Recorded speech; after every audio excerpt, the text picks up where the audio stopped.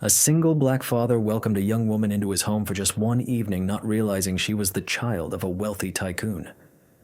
"Did you really believe you could exploit my daughter and escape without consequences?" Robert Whitman's icy voice rang through the phone while Andrew Scott gripped the receiver nervously. "I will ruin you and your miserable family," he threatened. Andrew Scott, aged 34, worked as a night shift nurse and never imagined that an act of kindness would spiral into the worst ordeal he could face. About 3 weeks before, during a fierce storm, he discovered a frightened and drenched young woman on the street. Without hesitation, he invited her into his modest residence where he lived with his 7-year-old daughter, Emily. The young woman introduced herself as Megan, a university student who had lost her wallet and phone. For a fortnight, she stayed with them as part of the family, helping with housework, playing with Emily, and creating sincere connections. Andrew never suspected that Megan was actually Olivia Whitman, heiress to a real estate fortune worth $200 million. "Daddy, who is shouting on the phone?" Emily appeared in the kitchen, still in her pajamas, rubbing her sleepy eyes. Andrew forced a comforting smile as he ended the call, though his heart was pounding. Whitman's warnings were unmistakable. Accusations of kidnapping, the ruination of Andrew's profession, and losing custody of Emily. What Robert Whitman failed to realize was that Andrew had carefully recorded every single moment of their time together. Emily's stay was never in question because he was suspicious, but because he followed hospital rules and was accustomed to documenting everything, every chat, every tear of thankfulness from the young woman, every moment showing sincere affection between her and Emily. Every detail was meticulously archived. When Emily left that morning, leaving only a handwritten thank you letter, Andrew never imagined that 3 days later, his entire life would be turned upside down. The first indication arrived when he was summoned to the hospital's boardroom. "We have received an anonymous accusation regarding your improper conduct outside of work," the supervisor said while avoiding eye contact. As Andrew observed the security officer searching his apartment under a dubious court order, he maintained an oddly calm demeanor. Emily clung to his leg, bewildered and scared. Yet he gently caressed her hair and murmured, "Do not be afraid, daughter. Some very influential people are about to discover they have gravely underestimated the wrong man. If you are captivated by this tale of injustice and want to witness the moment the truth emerges, make sure to subscribe to the channel, because what follows will prove that even the wealthiest can be toppled by a simple recording." The intimidation of Robert Whitman quickly escalated. The following day, Andrew received a message from Emily's school stating that her tuition had been frozen due to pending issues. Legal problems arose one after another. The same issues affected his health insurance, bank accounts, and even the funding for his modest apartment. "Daddy, why did the lady at school say she cannot eat in the cafeteria anymore?" Emily questioned as Andrew drove her home. Her innocent eyes showed confusion and worry, emotions he never wished his daughter to face because of his generosity. Andrew embraced the girl firmly, sensing the bitter sting of unfairness burning inside. Robert Whitman was wielding his financial influence as a weapon, methodically shutting down every part of Andrew's existence. The man's goal reached beyond revenge. He aimed to completely ruin an innocent family. The phone rang at 2 a.m. "See how simple it is to tear apart your miserable little life," Whitman's voice dripped with malice. "Tomorrow I will cancel your remaining contracts. In a week you will be homeless, and that is merely the start." What Whitman failed to realize was that Andrew had been raised in public orphanages, enduring a system that sought to break him from the age of 5. He understood deeply what it meant to have everything violently taken away, to be underestimated by those who judged his value solely based on his skin color and the lack of a prestigious surname. "My father built an empire from the ground up," Whitman sneered, arrogance pouring from his words. "You are nothing more than a freeloader desperately clinging to what does not belong to you." Olivia felt exposed and bewildered, and you exploited the moment. Andrew stayed silent, allowing the man to expose every layer of bias and entitlement that formed his perspective. Every single word was being captured by an app Andrew had quietly installed after the initial threat. This had become a routine after many years spent in hospitals, where keeping records meant the difference between life and death. People like you, Whitman, utter such words and need constant reminders of their place in society. You really believed you could pretend to be a happy family with a Whitman? My daughter holds more value than you could ever dream of earning in 10 lifetimes. The following morning, Andrew was visited unexpectedly. Dr. Sandra Martinez, a civil rights attorney he had previously met during a hospital discrimination case, appeared at his doorstep with a resolute expression. "I've caught wind of the situation you're dealing with," she said as she stepped inside without waiting for an invitation. "Robert Whitman is not only famous for his fortune, Andrew. He has a track record of employing legal threats to gag those he deems unsuitable for his family." Sandra disclosed this was not Whitman's first time targeting someone. 3 years before, he financially destroyed a young teacher who had fallen in love with his niece. 2 years prior to that, he sabotaged the career of an artist his eldest daughter met in Paris. "The pattern repeats itself every time," Sandra explained as she unfolded the story. Documents scattered across Andrew's coffee table revealed threats, financial intimidation, and legal pressure designed to make a person vanish from their lives. This strategy always succeeded because his targets were ordinary individuals lacking the means to resist. Andrew glanced at the papers, then at his daughter quietly playing in the corner, clearly sensing the tension hanging in the air. His expression shifted, not to despair or fear, but to a steely resolve that Olivia immediately recognized. "He has no idea who he is dealing with," Andrew whispered. A flicker of something dangerous ignited in his eyes. People like Whitman live in such sheltered luxury that they forget there are other sources of power aside from money. While Robert Whitman quietly savored what he considered another effortless triumph over a lesser family, Andrew carefully opened a folder on his computer. It contained 2 years of thorough documentation of every moment Emily had spent in his home. Every tear of gratitude, every genuine smile exchanged with Megan told a story completely different from the distorted version his billionaire father had built in his biased mind. Each new threat only fueled something within him that his oppressors couldn't perceive. A silent strength born from the very injustice they sought to impose, preparing to expose truths that would shake the Whitman empire to its golden core. For the next 3 days, Andrew collaborated discreetly with Olivia, plotting their next move. Martinez transformed her modest apartment into an improvised command center. While Emily remained asleep, they examined every recording, every file, and every digital trace that Whitman had left during his threats. "Take a look at this," Sandra said, pointing at the laptop screen, her eyes bright with realization. Whitman had applied identical intimidation methods in at least 4 cases over the past 5 years, always following the same pattern: financial exclusion, legal harassment, and relentless intimidation. What they revealed was a terrifying trend. Robert Whitman was not merely a protective father. He was a social predator, leveraging his fortune to punish anyone he considered unsuitable for his family. Each target had been silenced through settlement agreements worth millions, paired with strict confidentiality clauses. But this time, he slipped up, Andrew muttered as he reviewed the recorded threats. He believed I would be an easy target, that I would break under the slightest pressure. Whitman's campaign against Andrew escalated sharply. The following day, Andrew found out that his professional credentials had been temporarily revoked amid a secret ethical probe. His bank account was frozen for dubious transactions, and the landlord received anonymous complaints about problematic tenants. "Daddy, why were those men photographing our house?" Emily asked, clutching his leg. Andrew had begun to notice the investigators were patrolling the neighborhood, recording every detail of his actions and every visitor that came to his residence. However, Robert Whitman had completely misjudged the person he was up against. Andrew was not merely a devoted nurse. He had spent his life maneuvering through complicated welfare systems, learning early on to carefully track every official exchange. His familiarity with hospital procedures had transformed this ability into a quiet strength. "He is attempting to ruin me financially before any court case begins," Andrew told Sandra during one of their nightly discussions. "Yet every move he makes is being captured, every threat noted down. He is essentially gathering evidence against himself." Sandra grinned, increasingly impressed. "You understand we possess enough proof not only for criminal charges but also for a civil lawsuit that could be worth millions?"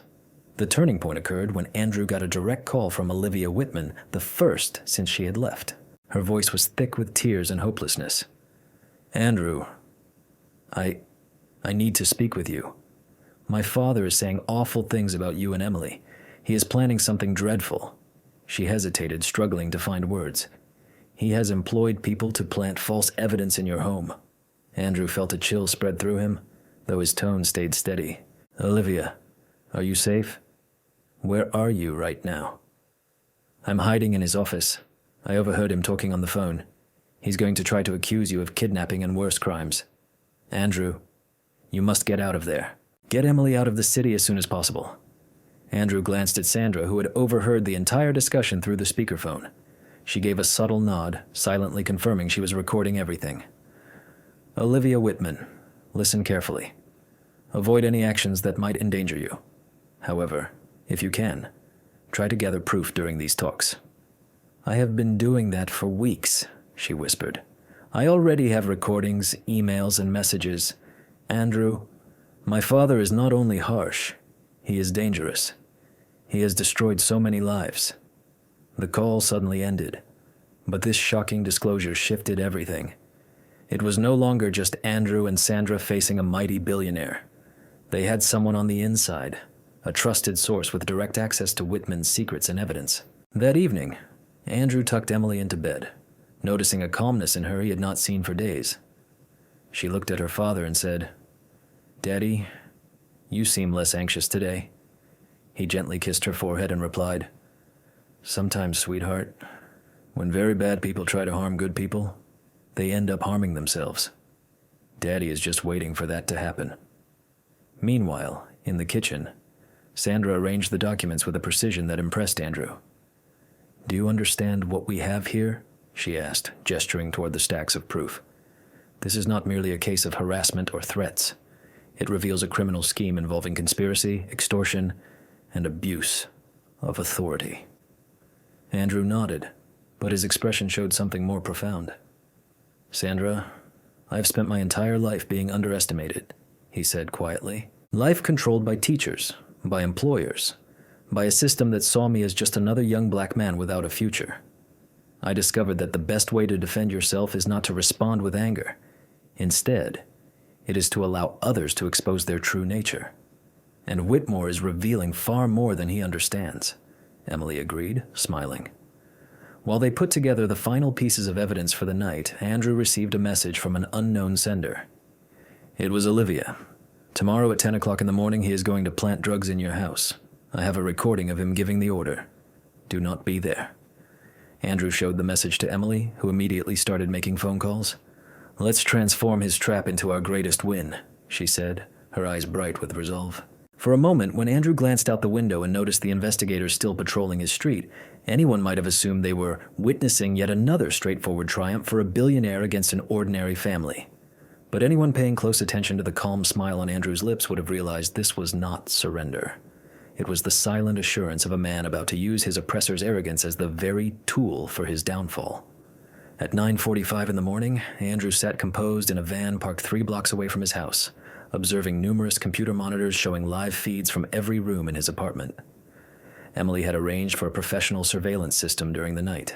Hidden cameras were positioned at carefully chosen angles. "They've arrived?" Sandra whispered, indicating one of the monitors displaying 2 men dressed as maintenance workers approaching the back entrance. One carried a toolbox that appeared unusually heavy for a routine plumbing task. Andrew adjusted the headphones linked to the directional microphones discreetly installed. Every word and gesture was being captured in high definition with automatic timestamps and GPS coordinates. "Are you certain the big guy is not home?" asked the first man as he worked the lock with a professional master key. Whitman confirmed. "He is at work until noon," said the second man, taking out 3 small plastic packets from the toolbox. "We should place these all over the house. The children's room, the kitchen, beneath the mattress. The more obvious, the better." Andrew clenched his fists but kept his breathing steady. Emily was safe at Sandra's house, completely unaware of the nightmare her father was witnessing unfold in her own home. At 10:05, exactly as Olivia Whitman had predicted, Robert Whitman called the local police station directly. "I have information about suspicious drug activity at apartment 17 on Maple Street," he said using a slightly disguised voice. "I believe there is a child in immediate danger." What Whitman did not realize was that Sandra had foreseen this action. Through her contacts in the judicial system, she had quietly alerted the Department of Internal Affairs was investigating a potential case of evidence planting linked to a prominent local billionaire. When the police arrived at Andrew Scott's apartment, they discovered more than just the fabricated drugs. They found 2 technicians still present at the scene, an active security camera broadcasting everything live to civil rights attorneys, and crystal clear audio recording Robert Whitman orchestrating the entire scheme. "Mr. Whitman," Detective Morrison said over the phone, his tone cold and professional, instantly signaling that the billionaire understood something had gone awry. "We need to speak immediately." Whitman's initial instinct was to leverage his usual clout. "Detective, I think there's some confusion here. I am Robert Whitman from Whitman Holdings. Perhaps arranging a meeting through my lawyers would be best." "Mr. Whitman," Morrison interrupted, "you are formally under investigation for conspiracy, falsifying evidence, attempted framing of an innocent individual, along with several other charges your attorneys can detail. I advise you to cooperate without resistance." Meanwhile, on the other side of town, Andrew Scott observed in real time as the Whitman empire he had once been used against innocent families was being systematically dismantled. Sandra had organized a complex strategy that exceeded simple defense, she explained, displaying recordings of threatening phone calls that had already been sent to the district attorney's office. She checked her tablet carefully. The financial statements Emily shared with us exposed 3 other similar cases within the past 5 years. Then with a smile, Sandra opened a new window. The media already has all the information. Channel 7 News, the Tribune, even the Washington Herald. This story will be broadcast on all networks. At 6 o'clock, Andrew watched footage of Whitman being led out of his corporate office by federal agents. The man who had haunted his family for weeks now walked with his head lowered, surrounded by reporters and cameras. His former arrogance had turned into obvious despair. Andrew's phone rang. It was Emily. Her voice was shaky but full of relief. "Andrew, I managed to do it. I recorded at least 10 calls where he plans to ruin innocent lives. I also have emails, bank transfers, everything." Andrew asked with genuine concern, "Emily, are you safe? You took such great risks revealing your father's crimes." She answered, "I'm moving to my aunt's home in Seattle. Before I leave, I want you to know, those 2 weeks at your place were the first time I felt like I truly belonged to a family. Olivia is fortunate to have you as a father." At 6 in the evening, Andrew sat at home with Olivia watching the news while they cooked dinner together. The leading story showed Robert Whitman being charged with numerous federal offenses, the billionaire entrepreneur arrested for conspiracy and systematic targeting of vulnerable families. The anchor announced the news. "Documents obtained exclusively by our station expose a long-standing abuse of authority that has persisted for more than 10 years. Emily stared at her father, puzzled. "Daddy, is that the man who treated us badly?" Andrew switched off the television and knelt to meet his daughter's gaze. "Yes, sweetheart. But now he cannot harm our family or anyone else's anymore." "How did you know everything would work out fine?" Emily asked, her innocent curiosity shining through at 7 years old. Andrew smiled, reflecting on the countless nights he had spent awake, recording every threat and move Olivia Whitman had made, quietly building the case that just toppled a corrupt regime. "Sometimes, my daughter, when very bad people try to harm good people, they end up harming themselves. Daddy, just help that happen a little sooner." That night, after Emily fell asleep, Andrew received a phone call from Dr. Martinez. "Andrew, do you realize what you've done? Whitman didn't just lose his business. The board voted without opposition to remove him entirely. His assets have been frozen as a federal investigation unfolds, and 3 other families he had victimized are launching million-dollar civil lawsuits." Andrew looked out his small apartment window, the very place where it all started when he had taken in a frightened young girl during a storm. 3 months later, the man who had tried to destroy her life purely out of prejudice was now on the brink of losing everything he had ever built. Oppression and misuse of authority were at play. Yet the true triumph did not lie in Whitmore's downfall. Instead, it was the fact that Andrew had safeguarded his daughter, upheld his honor, and demonstrated that justice recognizes no race, class, or wealth. It demands bravery, wisdom, and an unwavering refusal to accept that injustice is unavoidable. While Robert Whitman spent his first night confined, contemplating how he had severely underestimated a nurse from the suburbs, Andrew gently kissed Emily's forehead, quietly preparing the next chapter of their lives.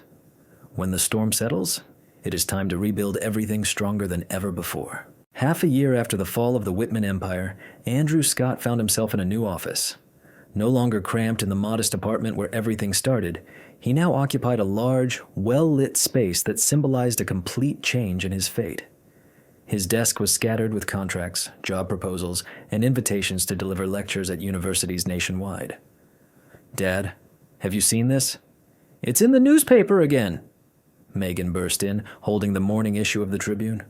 The headline proclaimed, "Nurse who challenged a corrupt billionaire launches Civil Rights Institute." Olivia Whitman, now 8 years old, had thrived recently, her natural confidence and happiness fully restored after a harrowing period of persecution. Andrew smiled as he took the paper, studying the image displayed. The front of the Andrew Scott Institute for Social Justice stood proudly as a symbol of resilience, built with the funds and settlements won from Whitman, alongside contributions from supporters worldwide.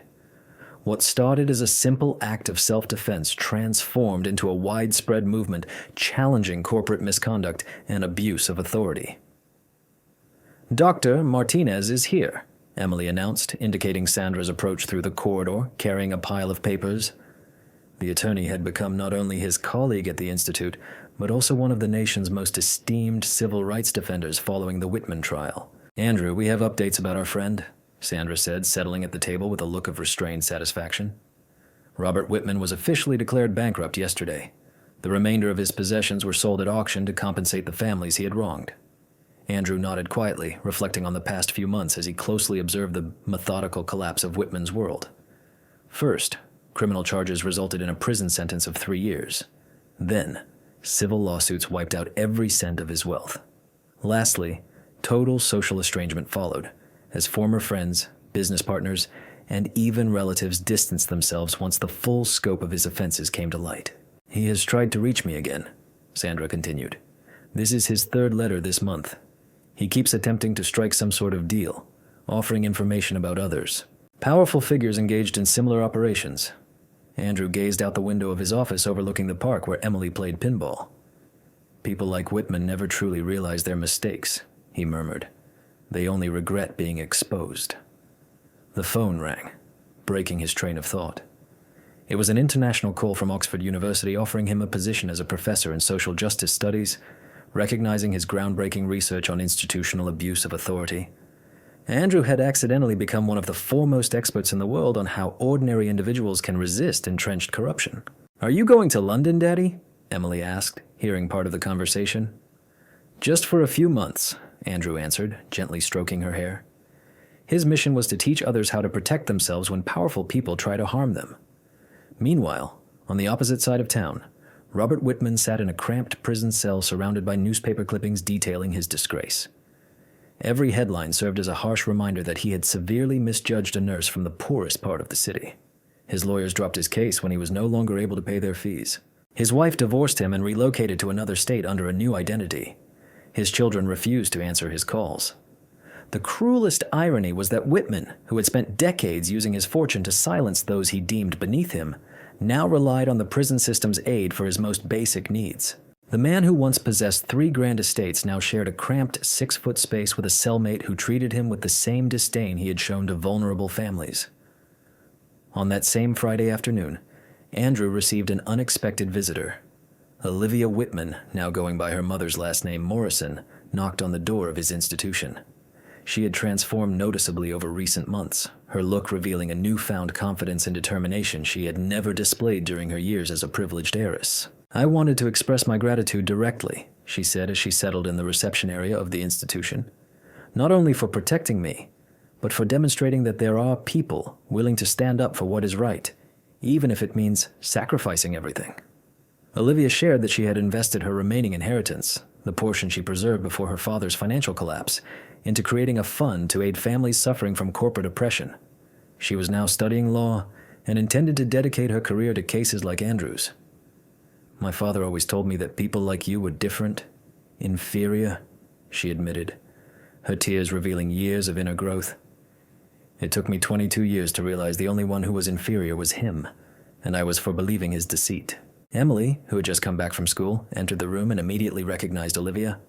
"Megan!" she exclaimed, rushing forward to embrace her. To the little girl, Olivia would always be a kind-hearted young woman had shared her pancake-filled mornings and Lego-filled afternoons. Andrew observed the reunion with a blend of feelings and contentment. His choice to shelter a scared young girl during a fierce storm sparked a chain of events that not only safeguarded his family but also ignited waves of positive transformation extending far beyond his own situation. Later that evening, after Olivia Whitman had left and Emily had gone to sleep, Andrew sat alone in his study, going through the Institute's updates. In merely 6 months, they had assisted 43 families facing abuses of authority, resulting in total compensations exceeding $8 million and leading to the arrest of 12 corrupt officials. His phone rang again. It was a reporter from CNN asking for an interview for a documentary about the Whitman case scheduled for national broadcast. Andrew courteously declined, as he usually did with most media inquiries. His triumph was never about seeking fame or acknowledgement. Instead, it was about protecting his daughter and demonstrating that justice is not influenced by social status or wealth.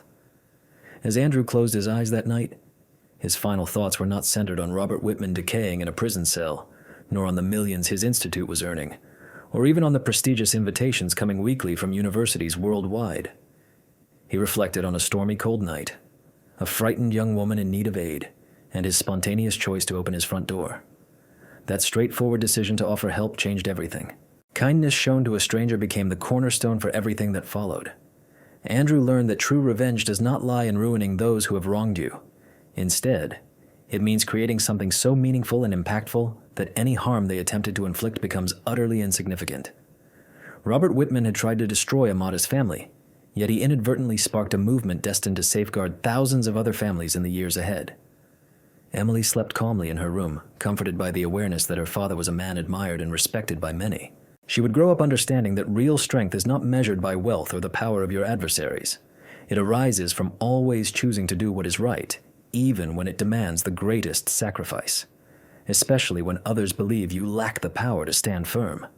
The greatest revenge Andrew uncovered is building a life so rich with purpose and influence that those who sought to ruin you fade away as mere irrelevant notes in the story of your triumph.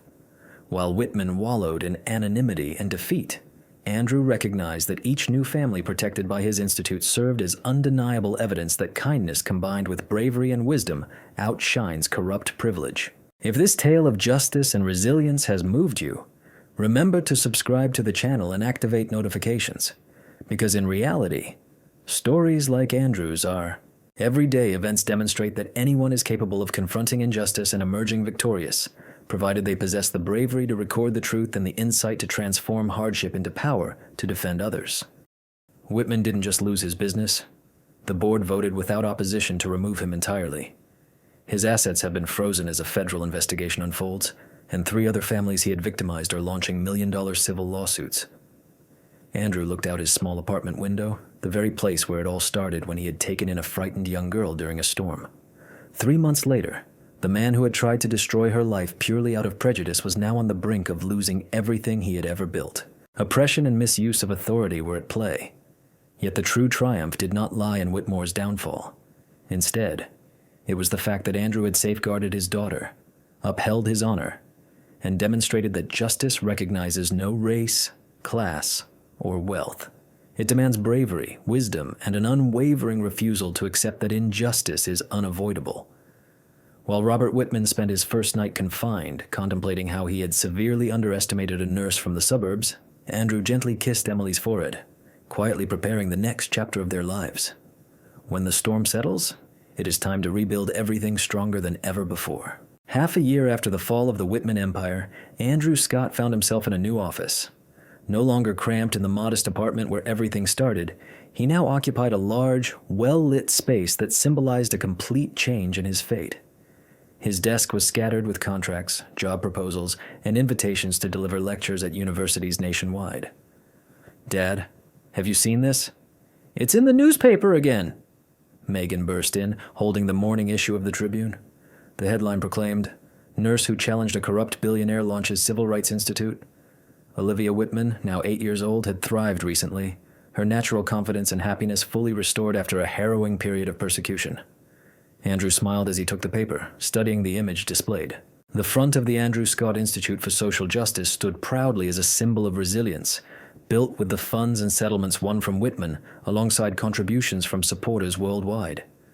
What started as a simple act of self-defense transformed into a widespread movement challenging corporate misconduct and abuse of authority. "Dr. Martinez is here," Emily announced, indicating Sandra's approach through the corridor, carrying a pile of papers. The attorney had become not only his colleague at the Institute, but also one of the nation's most esteemed civil rights defenders following the Whitman trial. "Andrew, we have updates about our friend," Sandra said, settling at the table with a look of restrained satisfaction. "Robert Whitman was officially declared bankrupt yesterday. The remainder of his possessions were sold at auction to compensate the families he had wronged." Andrew nodded quietly, reflecting on the past few months as he closely observed the methodical collapse of Whitman's world. First, criminal charges resulted in a prison sentence of 3 years. Then, civil lawsuits wiped out every cent of his wealth. Lastly, total social estrangement followed, as former friends, business partners, and even relatives distanced themselves once the full scope of his offenses came to light. "He has tried to reach me again," Sandra continued.